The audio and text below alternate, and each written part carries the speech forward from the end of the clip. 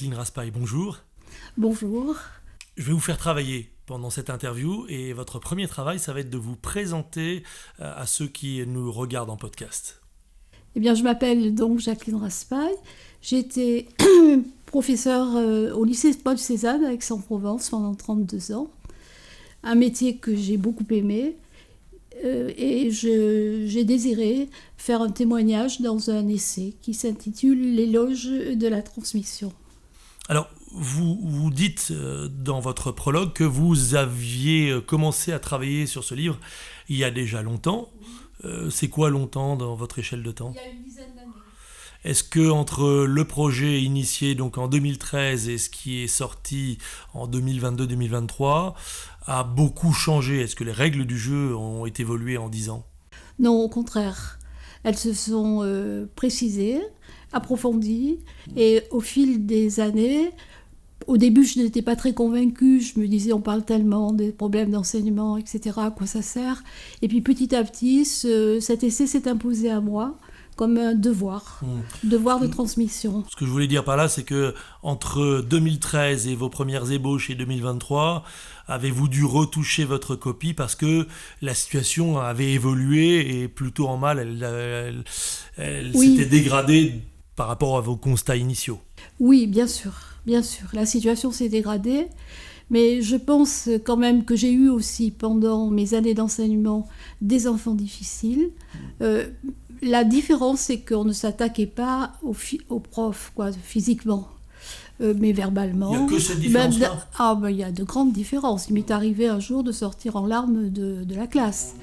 Et puis Là, on parle de vous avez cessé d'enseigner il y a déjà une vingtaine d'années. Oui. Donc vous voulez dire qu'en 2002 et avant 2002, une prof pouvait sortir en larmes de sa classe sans problème, dans un grand silence, à cause de l'insolence d'un élève. Voilà. Aujourd'hui, elle sortirait je ne de sa sais classe. Pas. Je ne sais pas. Elle sortirait plus du tout de sa classe, mais elle s'y prendrait peut-être différemment. Ouais. Car je pense qu'il faut réinventer l'enseignement. Revenons sur cet épisode. Vous sortez de votre classe en larmes. Mais c'était -5, je veux dire. C'était à la limite de la sonnerie, j'en pouvais. Mais ça veut dire que la classe, quand vous la retrouvez le lendemain ou le surlendemain, on entend les mouches voler, ils ne sont pas fiers. On entend les mouches voler, et quelques semaines après, je rencontre cet élève dans un magasin à Aix. Il vient vers moi et il s'excuse. Aujourd'hui, c'est fini ? Je ne sais pas. Mais vous savez, je n'ai pas arrêté d'enseigner, même après un enseignement actif dans un lycée.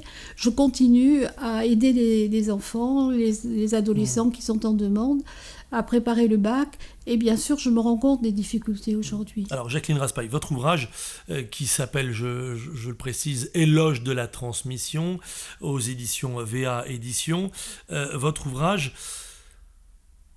a un titre positif, foncièrement positif. Lorsqu'on écrit Éloge de la transmission, c'est pas pour tirer la sonnette d'alarme. Et pourtant, quand je le lis, quand je vois tout ce que vous avez mis dedans, vous êtes surtout inquiète. Oui, je suis inquiète, mais je pense qu'il faut réagir, il ne faut pas perdre espoir, et il faut se dire que quelle que soit l'époque, les difficultés rencontrées, les siècles, les adolescents restent des adolescents. Ils subissent des influences, ils ont aujourd'hui en main des moyens magiques qui leur permettent d'éviter de lire et de réfléchir, mais quand même ils sont là et ils sont en demande. Et si vous savez les prendre, ça marche. Bon, sauf que l'adolescent des années 60, l'adolescent des années 90 et l'adolescent des années 2020, c'est quand même pas exactement le même. On pourrait commencer par l'uniforme, avant même son comportement. Vous m'avez parlé d'insolence aujourd'hui, ça se finit en anse, mais c'est plutôt violence. Oui, c'est vrai, mais s'il y a violence, ce n'est pas toujours de leur faute. Ouais. Il faut voir le monde qu'on leur propose, il faut voir la violence des propos qui sont échangés à la télévision. Oui. Et il faut voir donc mais cette violence. Au final, vous êtes en première ligne, les enseignants. Oui, je sais, mais on est peut-être aussi responsables. Vous voulez absolument chercher une responsabilité du côté de... Je cherche aucune responsabilité. Je pense que quand on a la vocation, quand on aime ce que l'on fait, et quand on aime les adolescents, qu'on ne les traite pas avec mépris dès le premier jour d'entrée en leur disant qu'ils ne savent rien, déjà, les choses peuvent changer. Jacqueline Raspail, on est en 2023. Une jeune enseignante va recevoir son billet par lequel, au mois de septembre, on l'annoncera qu'elle va démarrer, évidemment, dans une zone d'éducation prioritaire, puisqu'elle n'a pas de points encore dans son tableau d'avancement. Et quand on n'a pas de points, on vous met aux endroits les plus difficiles, parce qu'on se dit... ça leur fera le cuir, et puis ils pourront supporter ce que d'autres n'ont plus à supporter parce qu'ils ont roulé leur bosse, ils ont fait leur temps, ils ont déjà payé. C'est comme les remplacements à Noël, les remplacements pendant les vacances. On met toujours les jeunes sur ce genre de rôle-là. Sauf qu'aujourd'hui, à 23 ans, lorsqu'on enseigne pour la première fois dans une ZEP à des adolescents dont vous disiez c'est peut-être pas leur faute et c'est le monde qu'on leur propose, déjà, outre la barrière de la langue et leur relation aux adultes, c'est pas exactement la même chose que l'enseignante des années 60. D'accord. Mais justement, vous me posez la question qui correspond exactement à ce que je voulais vous dire. Ouais. C'est que mon petit livre, là, il a pour but d'aider les jeunes profs dans le dictionnaire à l'usage des professeurs. Effectivement, dans 2 mois, 3 mois, en septembre, c'est demain, un jeune prof peut être bombardé dans les lycées nord, mais aussi dans des lycées dits plus classiques, qui sont aussi difficiles, il ne faut pas croire. J'ai eu des cas d'exemple il y a 20 ans. La fille d'une de mes amies, qui est une amie d'ailleurs de Florence, a enseigné dans un lycée nord de Marseille. Elle a commencé une première semaine, elle a fini, elle avait peur des élèves. Le matin, elle vomissait, 1 an de congé. J'ai connu aussi, dans le même lycée nord, un autre prof de lettres qui a su les prendre. Et quand l'élève arrivait le matin, ils se mettaient en file de chaque côté, ils applaudissaient lorsqu'elle arrivait. Elle a fait une année sensationnelle, mais elle les a pris différemment. Et c'est là que je pense que les jeunes professeurs doivent inventer une nouvelle façon de... Sauf que ça, c'est pas enseigné. Sauf qu'aujourd'hui, outre le fait qu'il n'y a plus de candidats pour devenir prof, tout ce dont vous parlez là, le sens de la gestion d'un groupe hétérogène, de 30 adolescents pleins de vigueur, à tous les sens du terme, c'est pas enseigné, ça ne fait pas partie de la pédagogie des profs. Oui, mais parce que justement, on reste dans des choses figées. Autrefois, on faisait un cours magistral, par exemple. On présentait le siècle des Lumières, l'humanisme, le romantisme, etc. Maintenant, c'est plus possible. Mais je vous donne un exemple. Je faisais comprendre à mes élèves, et on peut le faire encore aujourd'hui, que les textes classiques, les grands textes, sont encore d'actualité.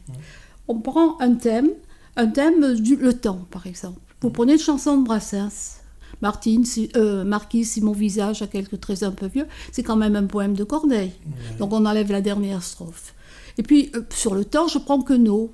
Si tu t'imagines, Villette, que ça va durer, donc ta taille de guêpe, etc. Queneau, c'est 20e. Et puis après, je remonte le temps et j'arrive à Ronsard.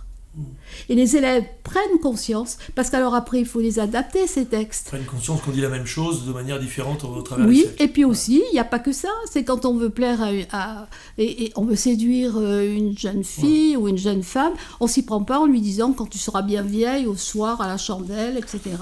Bon, alors on s'y prend pas de cette façon. On fait pas un chantage. Il l'a fait, lui. Il a fait le chantage, mais il n'a pas réussi. Oui, mais il l'a tenté. Oui, et on le tente encore aujourd'hui. Jacqueline Ronsard, on parle de poésie, alors que là, aujourd'hui, en France, en 2023, nous sommes au mois de juin, lorsque nous enregistrons cette interview, on arrive à une conclusion qui est aujourd'hui admise des 2 côtés de l'Assemblée nationale. La jeunesse d'aujourd'hui dans les établissements scolaires, quels qu'ils soient, n'a rien à voir avec la jeunesse des années 80 et donc des années 50 et des années 20. Et cette jeunesse, c'est autre chose que les poèmes de Ronsard qu'il va falloir lui proposer arriver à lui... D'accord, bien sûr. Mais je vous signale que les chanteurs contemporains écrivent de très beaux poèmes.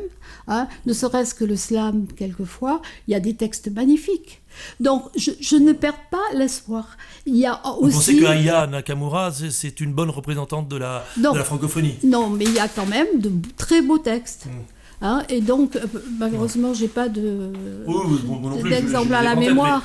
On est quand même loin de Ronsard à Aya Nakamura. Non, mais le thème du temps n'est pas vieux, il ne vieillira jamais, et il peut être interprété différemment. Je vais être un petit peu plus directif, Jacqueline Raspail, si vous m'autorisez. Vous nous insistez à plusieurs reprises sur le problème de la langue et de la maîtrise de la langue. Vous et moi avons une conversation policée qui respecte un certain nombre de normes, qui est codée, puisque vous me citez Ronsard, et je sais que c'est Ronsard, et je peux terminer votre poésie, ou L'Initié. Oui. J'ai en tête aussi bien la Pléiade que le Lagarde et Michard, et bien d'autres références, qui sont des références pour votre génération et la mienne, mais qui sont consciencieusement enfouies sous des tonnes de poussière pour 95 à 98% des enfants dans le système scolaire aujourd'hui. Tout à fait, et ça c'est la faute des enseignants. Des programmes qui font des programmes. C'est peut-être la faute de l'éducation nationale et des ministres qui s'y sont occupés. Bien sûr, ouais. C'est la fabrique. Parce que les enseignants, ils font un petit peu ce qu'on leur dit, ou pas d'ailleurs, mais... Voilà. Ouais. Moi, je pense qu'un enseignant, quand il est dans sa classe, il ferme sa porte, il suit le programme, certes, mais il adapte et il le fait comme il peut. Et s'il veut vraiment, il y arrive. Est-ce qu'aujourd'hui, vous ne craignez pas que le fait que la langue n'est même plus maîtrisée? Oui, mais il faut la volonté de la maîtriser. Il faut d'abord repartir sur les fondamentaux, c'est-à-dire que dès le primaire, dès le CP, on apprend à lire, écrire et compter correctement. Vous y croyez? Vous pensez encore que On ce peut le combat faire. peut être mené? On peut le faire. On peut le faire. Et j'avais même, par exemple, maintenant on fait des cours de grammaire en terminale, jusqu'en première et en terminale. Là, on est en train de parler d'une école primaire qui n'enseigne plus grand-chose. Oui, qui a laissé tomber les méthodes qui avaient fait leurs preuves. Donc il faut y revenir, tout simplement. Donc votre idée, c'est qu'il faut y revenir, sauf que c'est pas du tout la direction qu'on est en train de prendre. Mais oui, mais est-ce qu'on est obligé de suivre comme des moutons les directions de ceux qui fabriquent des crétins? Je vois que vous êtes pleine d'espoir, et c'est le projet de votre livre de faire l'éloge de la transmission. Et vous louez les mérites d'un professeur qui sait y faire et qui arrive à élever des élèves. Qui se réinvente. Au petit niveau d'un petit prof avec 30 élèves en début d'année, en septembre, si ce prof en question y croit, il pourra faire quelque chose. Ce que j'espère, c'est redonner à des professeurs qui savent faire. Il y en a. Hein. J'ai suivi des élèves qui ont passé la grecque, que j'ai interrogé, préparé, etc. et qui ont le niveau que vous évoquiez tout à l'heure. Donc ça existe seulement on n'en parle pas non plus de cela. On ne va pas être prof pour avoir 2 mois de vacances, être tranquille fonctionnaire, etc. Hein. Il faut se donner, comme un comédien, hein, il faut se donner et ça marche. Moi, je fais confiance aux enfants, quels qu'ils soient. Vous savez, vous avez des enfants insolents mais qui sont malheureux. Vous avez des enfants... j'avais une élève qui arrivait toujours en retard, mais elle était tellement navrée, etc., que je l'acceptais. Il ne faut pas être rigide comme on l'était autrefois. Puis cette élève est devenue mon médecin et elle est toujours en retard dans ses consultations, hein, je veux dire. Oui, donc, ça c'est sa nature. Jacqueline Raspail, à vous entendre, la clé c'est l'enseignant, et l'enseignant qui doit faire des efforts, et il existe, je n'en doute pas, mais l'éducation nationale, c'est 800 000 fonctionnaires, y compris les enseignants. De mémoire, il y a 250 000 enseignants sur le lot. Tout le reste, c'est des fonctions de support administratif. Dans ces 250 000, il y en a finalement relativement peu qui ont encore la foi, la niaque, le goût de la transmission, la compétence, le savoir. Est-ce que c'est pas tout simplement plié? Non. Non, c'est jamais plié. Ouais. Quand on a une matière vivante comme on l'a dans chaque classe, il ne faut pas désespérer. Donc, où serons-nous en 2024 ? Je pense malheureusement pas mal dans le fossé.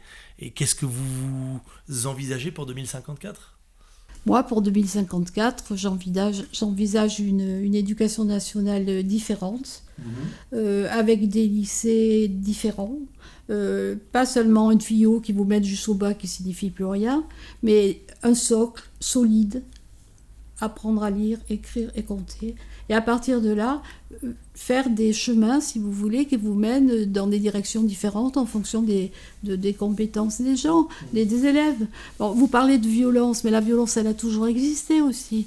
Mais je pense aussi que les enfants sont quelquefois violents parce qu'ils n'ont plus les mots pour s'exprimer.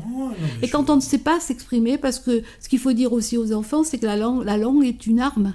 Hein. La langue permet de se défendre. On dit bien qu'il y a des mots qui tuent. Hein. Là où je m'insurge et je suis révoltée, c'est quand on traite les enfants d'imbéciles. Moi, j'ai connu un prof qui relevait les copies de devoirs dans une poubelle, hein, pour bien montrer aux enfants qu'ils étaient nuls. Hein. S'ils sont nuls, c'est à cause de nous. Il faut quand même pas de tous les objets qu'on leur donne qui sont extraordinaires. Hein. Et puis des exemples. Ils n'ont plus d'exemples, ils n'ont plus de références dans quelques domaines que ce soit. Donc pourquoi s'en prendre aux élèves? Pourquoi ils sont violents? Ils sont violents parce que quelque part ils sont en recherche de quelque chose qu'ils n'ont pas. Hein. Moi, je suis par exemple pour l'uniforme en classe.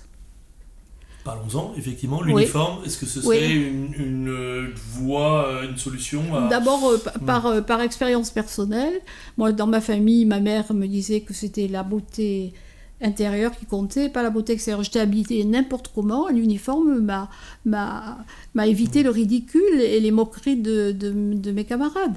Donc, l'uniforme aussi éviterait aujourd'hui beaucoup de discussions dans le domaine vestimentaire.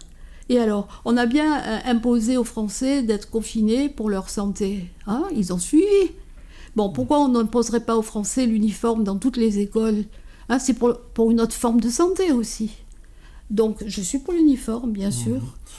Donc, pour conclure cette interview, que diriez-vous, puisque vous adressez aussi aux enseignants, bien sûr, surtout aux enseignants. Ouais, que diriez-vous à un jeune qui a envie d'enseigner aujourd'hui et qui entend tout ce qu'on dit dans les médias, tout ce que je viens de dire moi-même et répéter, et qui se pose des questions, puisque c'est ça votre ouvrage, Éloge de la transmission. Eh bien, je dirais à cet enseignant qu'il ne faut pas perdre courage, qu'il faut respecter les enfants que l'on a devant soi, se dire qu'ils vivent tous des choses très difficiles, qu'ils n'ont plus d'exemple, plus de repères, plus de règles, plus de limites, et qu'il faut les prendre tels qu'ils sont, et essayer de faire au mieux, sans se calquer sur l'enseignement tel qu'il était autrefois, mais en suivant cependant, bien sûr, les programmes proposés, etc., en les adaptant. Et voilà, hein, je pense que si on a envie, je sais que c'est très difficile, je sais qu'il faut donner beaucoup de soi-même, mais je sais qu'on peut arriver. Merci infiniment. On peut soulever des montagnes. Merci infiniment, Jacqueline Raspail, d'avoir conclu cette interview par cette lueur d'espoir.